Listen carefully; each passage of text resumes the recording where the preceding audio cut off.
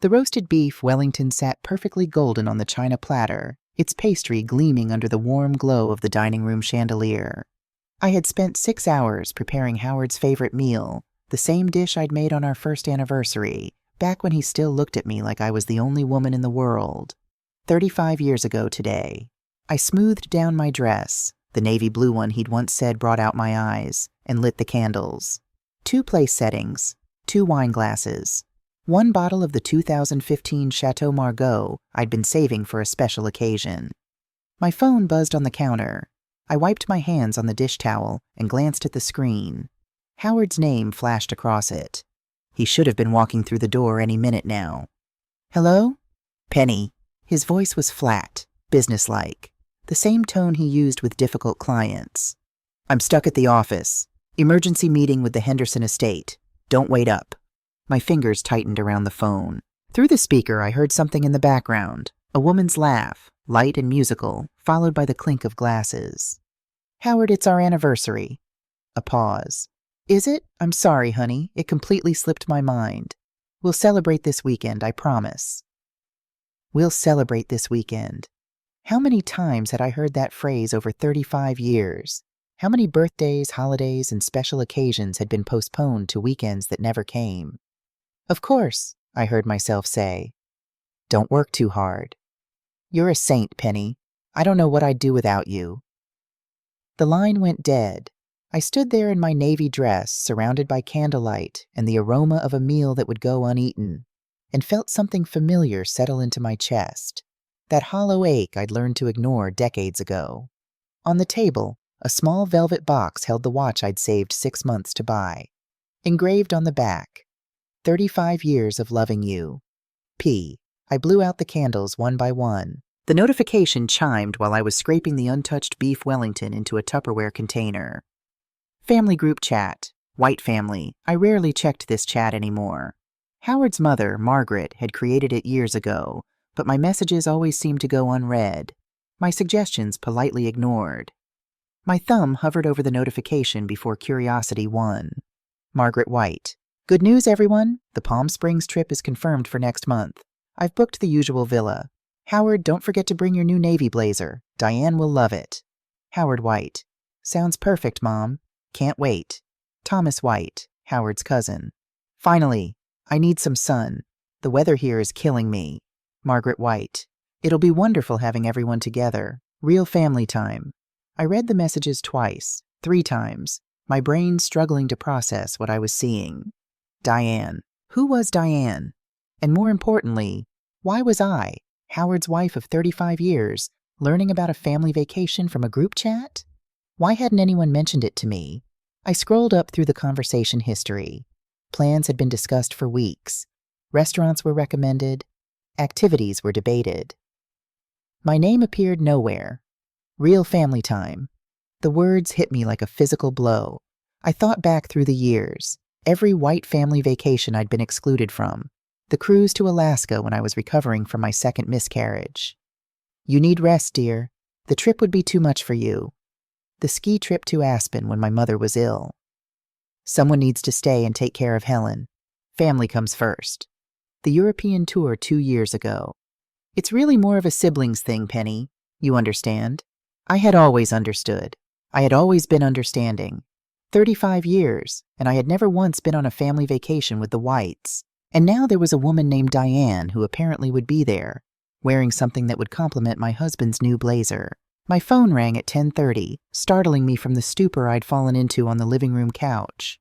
"Penny, I was just thinking about you." Ruth Chen's voice burst through the speaker with its familiar energy.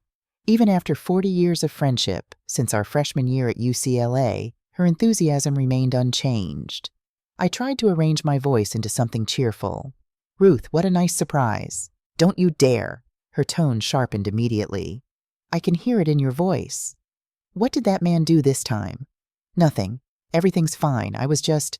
"Penelope Marie Brooks White. We have been friends for 4 decades. I was there when you cried over failing your driver's test. I was there when your father passed. I was there when..." She stopped herself. "I know when you're lying to me." The dam broke. I told her everything. The missed anniversary, the group chat, the mysterious Diane. Words I'd been swallowing for years came pouring out, and once I started, I couldn't stop. When I finally fell silent, Ruth was quiet for a long moment. "Penny," she said carefully, "do you remember your prenuptial agreement?" "What? Why would you—" "And the house. The house your parents gave you as a wedding gift. It was registered as your separate property, correct? Just your name on the deed?" I frowned, trying to remember. "Yes, originally. But after we got married, Howard wanted his name added. For appearances, he said. A man needs to feel like a provider." "When was this?" "I don't know. Maybe 6 months after the wedding? He asked every day until I agreed." I laughed bitterly. "I was so in love. I would have given him anything." Ruth's voice grew serious. "Penny, I need you to listen to me very carefully. Before you do anything, confront Howard, ask questions, anything, I need you to find those property documents. Can you do that?" "Ruth, you're scaring me. What are you thinking?" "I'm thinking that after 40 years of practicing family law, I've learned to recognize patterns. And I'm thinking that you've spent 35 years being understanding. Maybe it's time to start understanding the things that actually matter." The next morning, Howard left early for a breakfast meeting. I watched his Mercedes pull out of the driveway and waited a full 30 minutes before I approached his home office. In 35 years of marriage, I had never entered this room without permission. Howard called it his sanctuary, a space for confidential client documents, he said. Sensitive legal matters that required absolute privacy. I had always respected that boundary. But Ruth's words echoed in my mind. Maybe it's time to start understanding the things that actually matter. The key was in my jewelry box, where I'd kept it since Howard gave it to me years ago for emergencies. My hands trembled as I fitted it into the lock. The door swung open. The office was immaculate. Law books arranged by height on the shelves, desk surface gleaming, not a paper out of place. I had expected chaos, but Howard had always been meticulous about everything except his marriage. I started with the desk drawers. The top drawer held office supplies and a few business cards. The middle drawer contained photo albums. I flipped through them quickly. Dozens of pictures of Howard with his mother, his cousins, his college friends. Perhaps 5 photos of us together in the entire collection. The bottom drawer was locked. My eyes swept the room and landed on a small safe behind the bookshelf, partially hidden by a row of leather-bound legal texts. My heart pounding, I tried our anniversary date. Error. Howard's birthday. Error. Margaret's birthday. The date Howard never forgot. The date that always warranted expensive gifts and elaborate celebrations. Click. The safe opened. Inside, I found our house deed, several bank statements, and a velvet jewelry box. My hands shook as I reached for the documents. The bank statements came first. Howard had always told me he earned a comfortable living, enough for us, but we needed to be careful with expenses. That was why I still drove my 12-year-old Honda. That was why I felt guilty buying new clothes. That was why I'd taken money from my own modest savings to buy his anniversary watch. The balance on his personal account read $2,147,892. I blinked, certain I'd miscounted the digits. But no, there it was in black and white. Over $2 million hidden in an account I'd never known existed. With numb fingers, I flipped to the transaction history. Regular transfers jumped out at me. $8,000 every month for the past 5 years, sent to someone named D. Morrison. D. Morrison. Diane. My breath came faster as I did the math. Nearly $500,000, $500,000, sent to this woman over 5 years. I reached for the jewelry box next. Inside lay a diamond necklace that took my breath away, not because of its beauty, but because of the receipt tucked beneath it. Tiffany & Company, $35,000. Inscription, "To Diane, my love, happy 5th anniversary." 5 years. He'd been with this woman for 5 years. The room spun around me. I grabbed the edge of the desk to steady myself and forced myself to keep looking. The property deed was at the bottom of the stack. I unfolded it with trembling hands, already knowing what I would find, but still the sight of it sent ice through my veins. The document clearly stated, "Joint tenancy, Howard White and Penelope White, 50-50 ownership." Except I had never agreed to 50-50. When I'd added Howard's name, we'd signed papers for a 30% share, a tenancy in common that protected the majority of my inheritance. And the signature at the bottom, the one that said Penelope White in elegant script. It wasn't my handwriting. Howard had forged my signature to steal half my house. Beneath the deed, I found one more document, a draft mortgage application. Howard was planning to borrow $800,000 against our home, my home, for the purpose of purchasing vacation property. The address listed was in Palm Springs, the same city where his family was planning their trip, the same city where, I now realized, Diane Morrison probably lived. I sank to the floor, papers scattering around me. For 35 years I had cooked his meals, raised his son, endured his mother's cruelty, and sacrificed my career, all because I believed in our marriage. And all that time he had been planning to take everything from me. The woman I had been yesterday would have wept. She would have confronted Howard in a rage, or worse, she would have convinced herself there must be some explanation, some misunderstanding. But something had shifted inside me. I was done being understanding. I gathered every document, photographed each page with my phone, and returned everything exactly as I'd found it. Then I walked out of the office, locked the door, and called Ruth. "I found everything," I said, my voice steady. "It's worse than you thought." "Tell me." I did. When I finished, Ruth was silent for a long moment. Then she said, "Penny, I'm calling Thomas Wright. He's the best property litigation attorney in California, and he owes me a favor. This isn't just divorce. This is criminal fraud. Howard could go to prison." "I don't want him in prison," I said, surprising myself.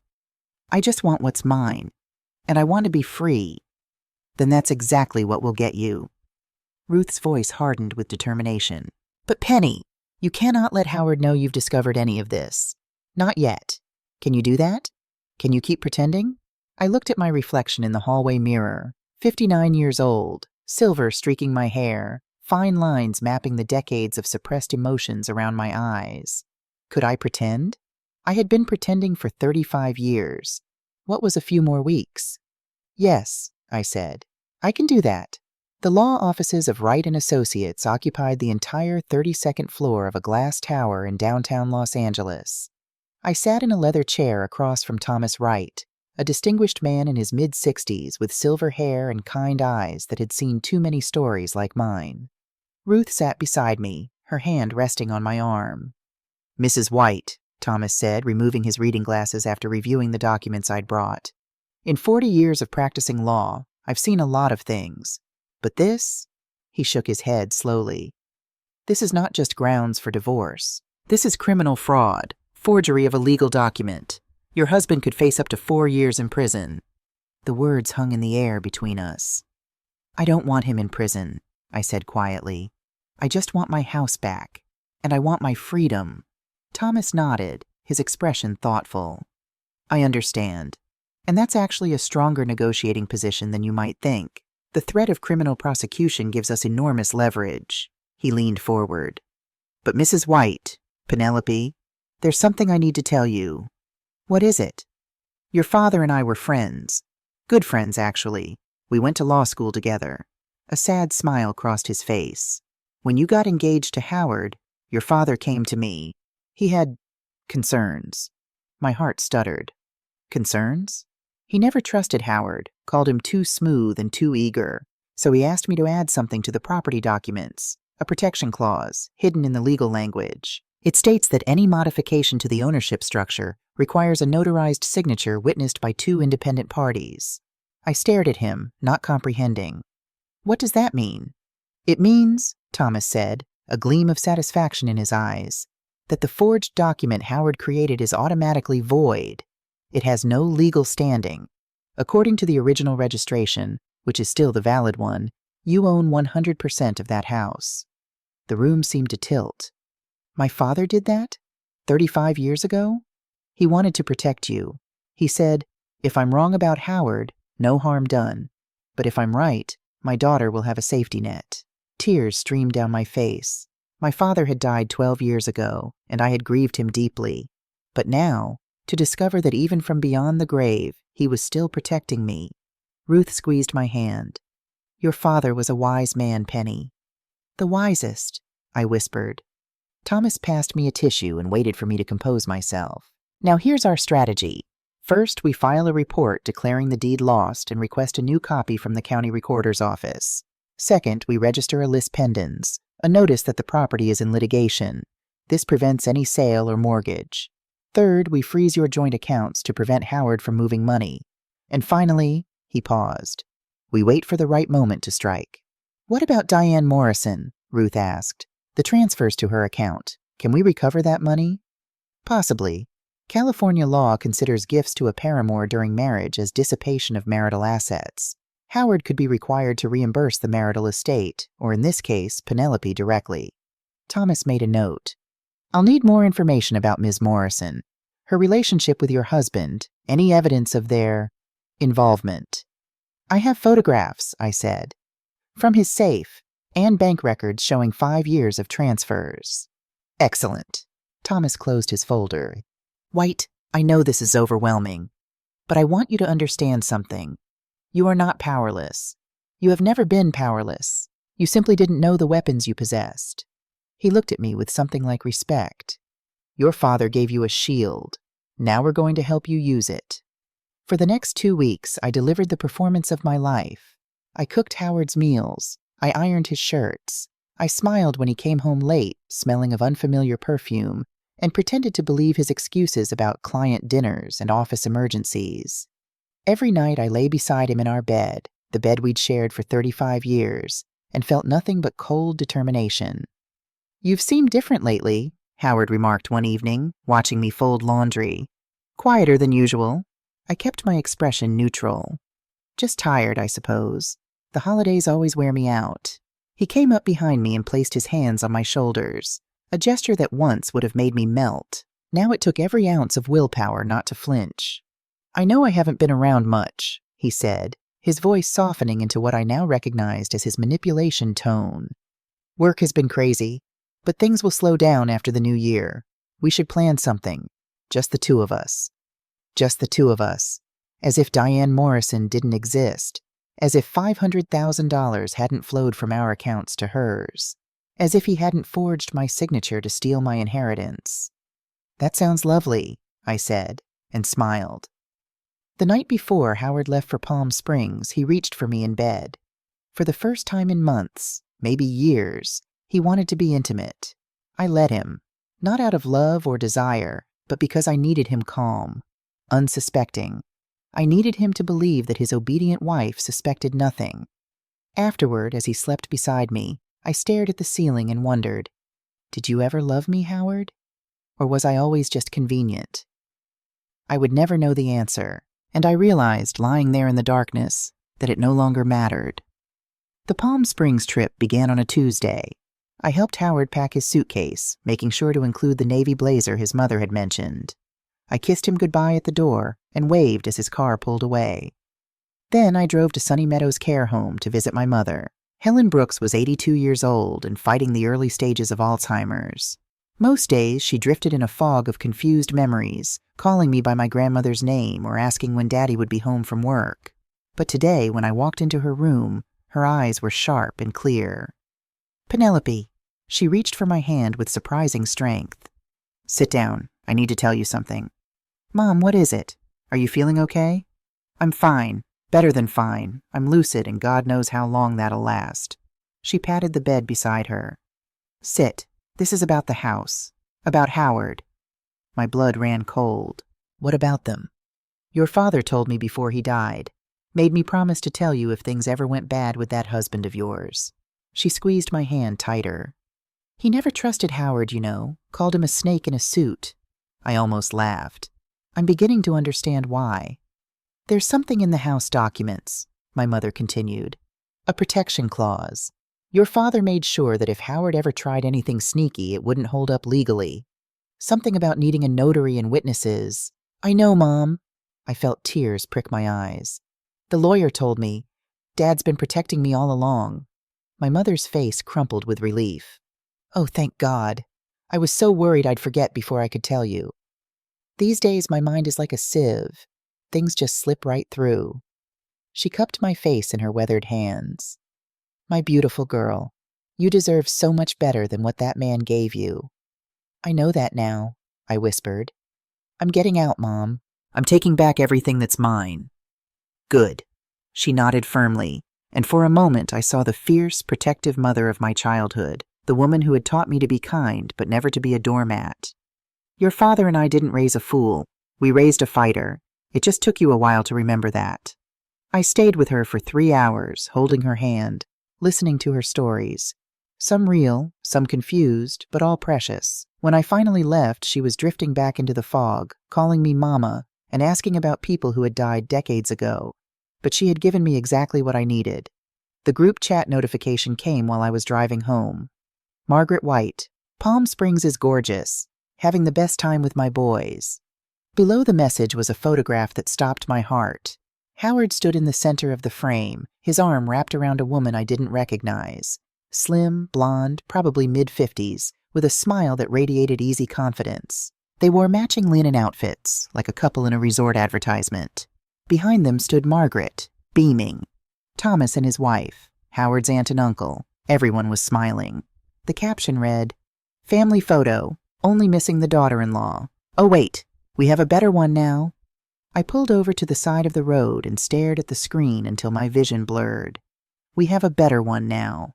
35 years of marriage. 35 years of tolerating Margaret's cruelty, her passive-aggressive comments about my cooking, my housekeeping, my failure to give Howard more children after James. 35 years of being treated like an outsider, an intruder, someone who was never quite good enough for their precious Howard. And now they had replaced me, publicly, gleefully, with a woman named Diane.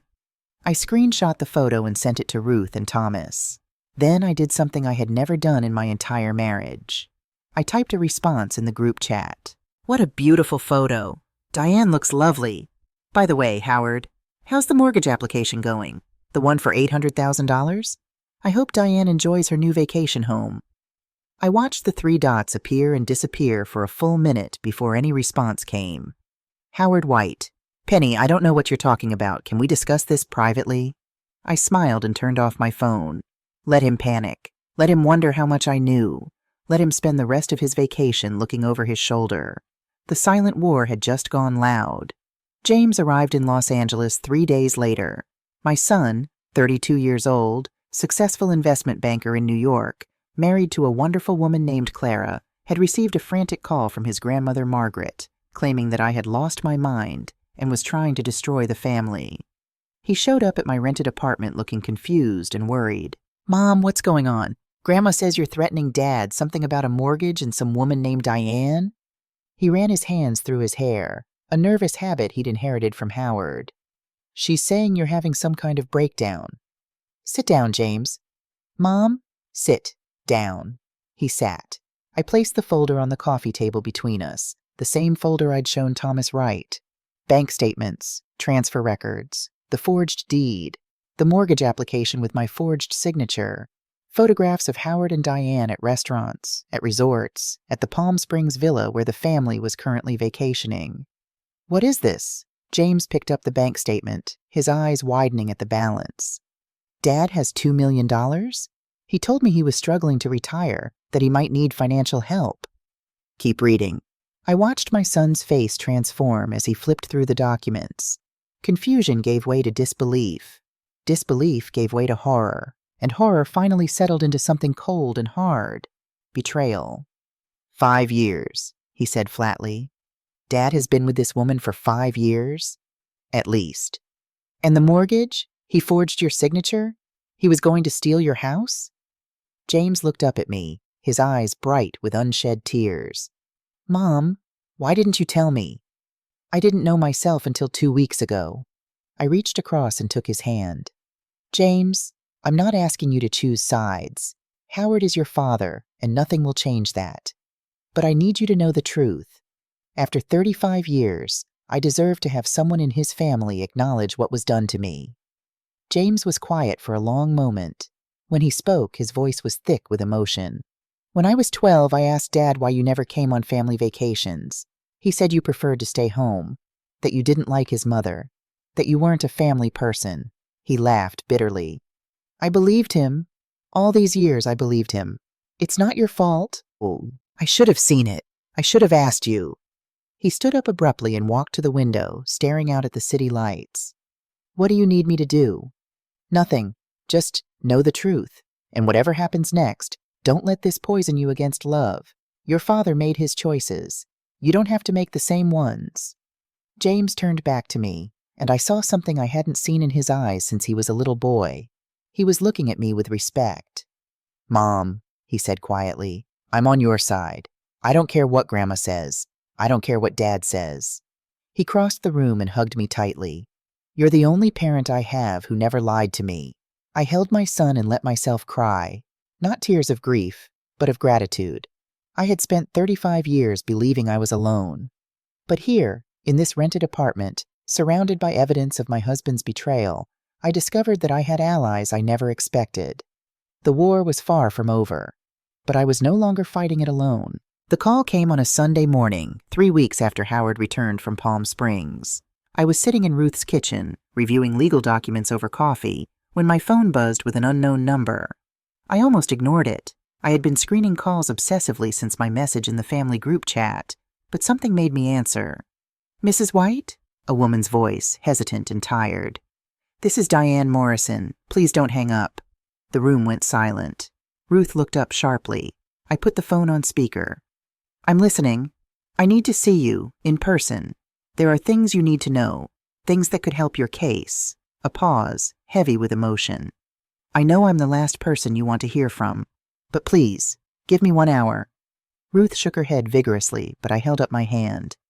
"Where?" We agreed to meet at a coffee shop in Pasadena, neutral territory, public enough to feel safe. Ruth insisted on coming with me, positioning herself at a nearby table with her phone ready to record. Diane Morrison was already there when I arrived. She looked different from the photographs. Older, more worn. The confident smile was gone, replaced by dark circles under her eyes and a nervous tension in her shoulders. When she saw me, she stood up so quickly she nearly knocked over her coffee. "Mrs. White, thank you for coming." I sat down across from her, keeping my expression neutral. "You said you had information." "I do." She reached into her purse and pulled out a manila envelope. "But first I need to say something." Her voice cracked. "I'm sorry. I know that doesn't mean anything. I know sorry doesn't fix what I did. But I need you to hear it. I'm sorry." "You're right," I said evenly. "Sorry doesn't fix anything." Diane flinched but nodded. "I deserve that." "What I want to know," I continued, "is how a woman spends 5 years with a married man and never questions it." She laughed bitterly. "Because he told me he was divorced. For 5 years, Howard told me you were his ex-wife, a mentally unstable woman who refused to accept that the marriage was over. He said you lived in the house because he felt sorry for you, because you had nowhere else to go." She met my eyes, and I saw genuine shame there. I believed him. I believed everything he said. "And now? Now I know the truth." She pushed the envelope across the table. "After that message you sent in the group chat, Howard panicked. He called me, furious, demanding to know what I had told you.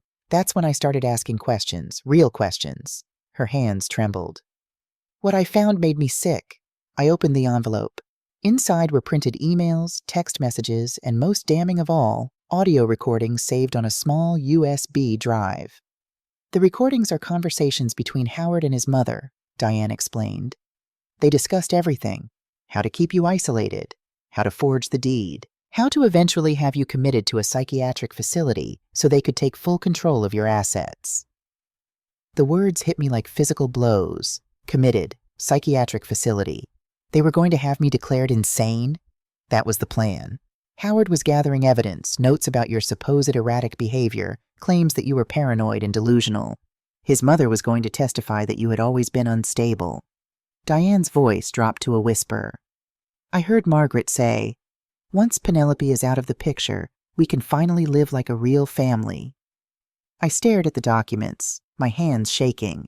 All those years of being told I was too sensitive, of being made to question my own perceptions, of being dismissed and diminished. It had all been deliberate. A calculated campaign to break me down, to make me doubt myself, to prepare the ground for the final betrayal. "Why are you giving me this?" I asked. Diane was quiet for a moment. "Because Howard lied to me, too. For 5 years, I thought I was building a future with a man who loved me. Turns out I was just another pawn in his game." She wiped her eyes.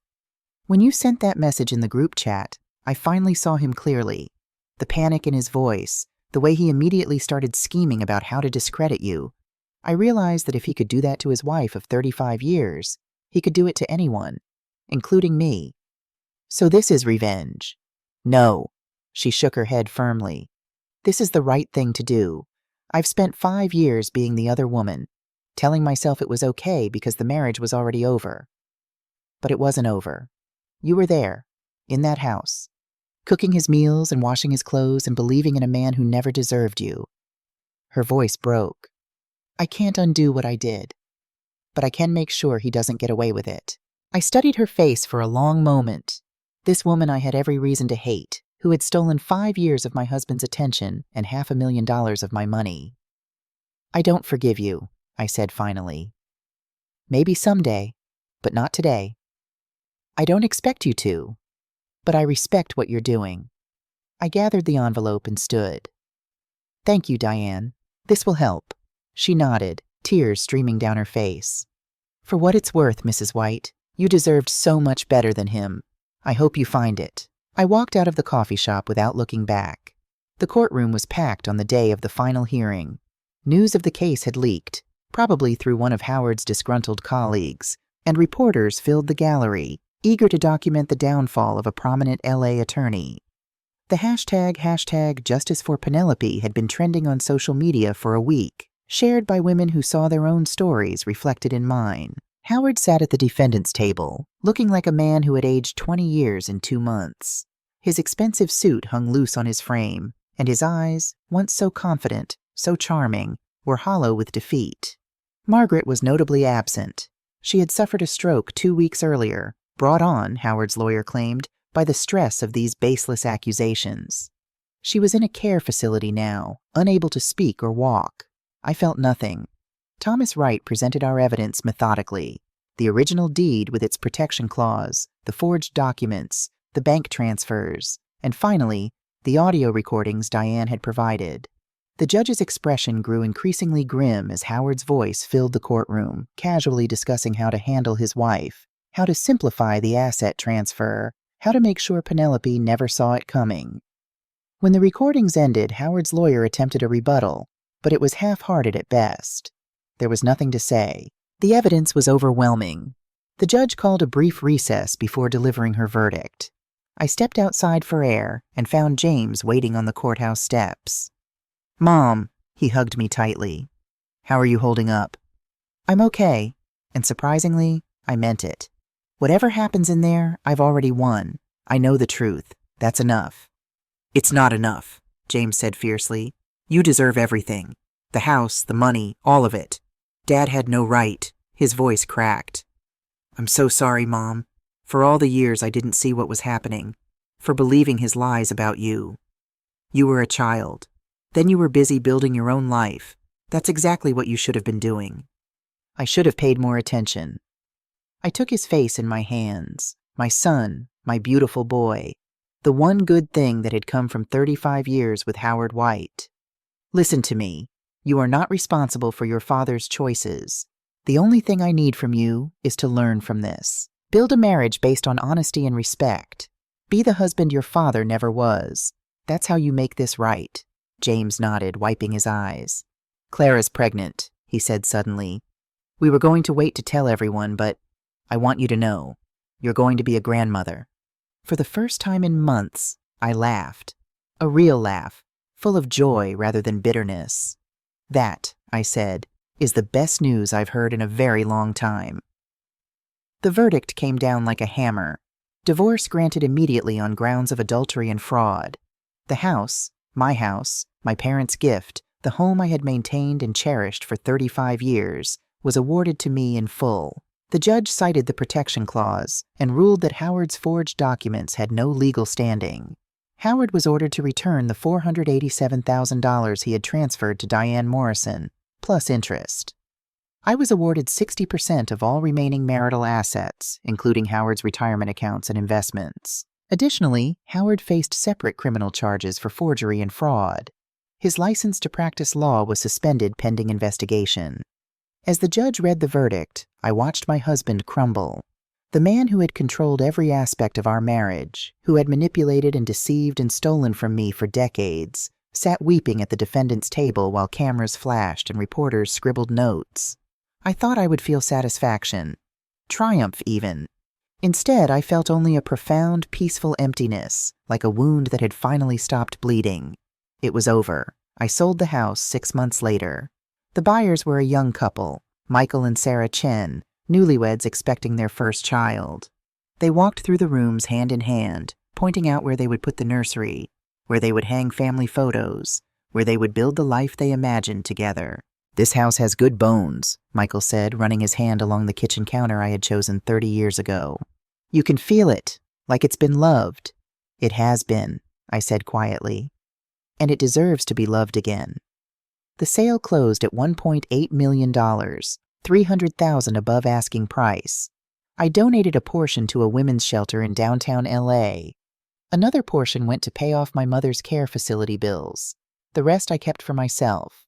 For the first time in 35 years, I had money that belonged to no one but me.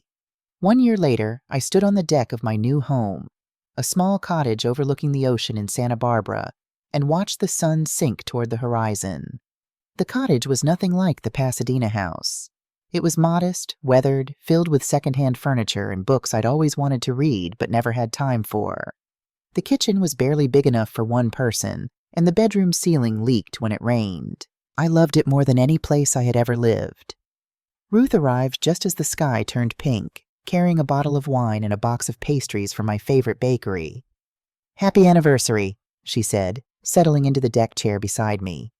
1 year of freedom. How does it feel?